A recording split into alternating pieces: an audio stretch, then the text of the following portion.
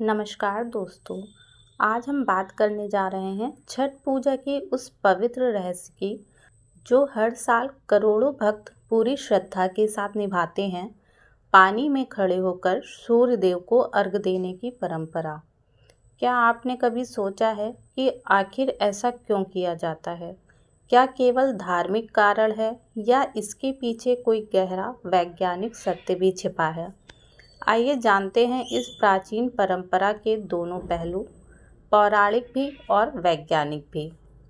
छठ पूजा का तीसरा दिन सबसे महत्वपूर्ण दिन माना जाता है। इस दिन संध्या के समय जब सूर्य देव अस्त होने लगते हैं तो भक्त साफ सुथरे वस्त्र पहनकर नदियों, तालाबों या घाटों पर जल में खड़े होकर सूर्य को अर्घ्य अर्पित करते हैं।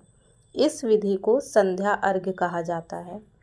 पौराणिक मान्यता के अनुसार सूर्य देव की दो पत्नियां उषा और प्रत्युषा दिन और रात के संधि समय का प्रतीक हैं। संध्या अर्घ्य उसी शक्ति को समर्पित होता है जो दिन के अंत में भी हमें प्रकाश देती हैं। कहा जाता है कि सूर्य की पत्नी प्रत्युषा ने एक बार पृथ्वी के लोगों के कष्ट देखकर सूर्य देव से प्रार्थना की कि वे अपनी अंतिम किरणों से भी जीवन को ऊर्जा दें। तब से यह परंपरा चली आ रही है कि डूबते सूर्य को पहले अर्घ्य दिया जाता है ताकि हम यह मानें कि जीवन का हर अंत एक नए आरंभ का संकेत होता है। अब बात करते हैं इसके वैज्ञानिक कारण की। जब हम जल में खड़े होकर सूर्य को अर्घ्य देते हैं तो सूर्य की किरणें जल की सतह से परावर्तित होकर हमारे शरीर पर पड़ती हैं।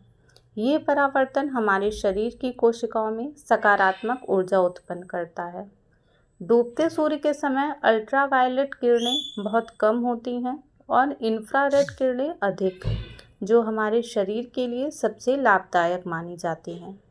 ये किरणें शरीर की त्वचा से होकर अंदर तक जाती हैं और ऊर्जा, गर्माहट तथा रोग प्रतिरोधक क्षमता बढ़ाती हैं। पानी में खड़े होने से शरीर का चुंबकीय क्षेत्र संतुलित होता है। धरती की ऊर्जा हमारे पैरों के माध्यम से शरीर में प्रवेश करती है, जिससे मन और तन दोनों शांत होते हैं। इसीलिए छठ पूजा को न सिर्फ धार्मिक बल्कि वैज्ञानिक रूप से भी मानव शरीर की शुद्धि की साधना कहा जाता है। भक्त जब अर्घ्य देते हैं तो उनके हाथों से बहता जल सूर्य की ओर जाता है और उसी क्षण वो जल सूर्य की किरणों से दिव्य हो जाता है। वो केवल जल नहीं रह जाता, वो जीवन की ऊर्जा का प्रतीक बन जाता है। इसी कारण कहा गया है, सूर्य को अर्घ्य देने से हर रोग मिटता है, हर संकट दूर होता है।